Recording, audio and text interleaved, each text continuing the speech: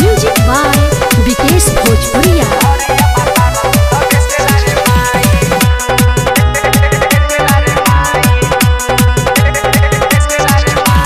घरे घरे जाके करे भैंसी दुहाई, घरे घरे जाके करे भैंसी दुहाई। दूधरिया भातार दूध बेचेला रे माई, भोरे भोरे मन करे खाए के मलाई। दूधरिया भातार दूध बेचेला रे माई।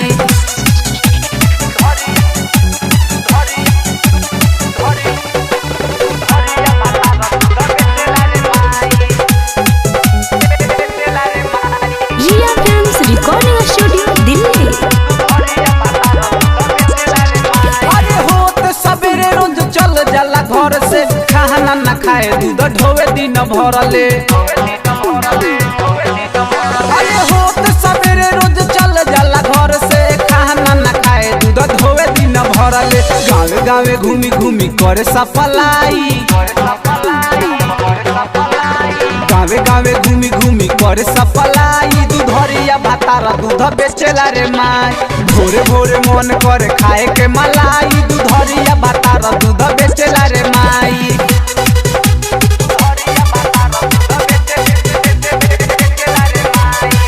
म्यूजिक बाय विकेश भोजपुरिया।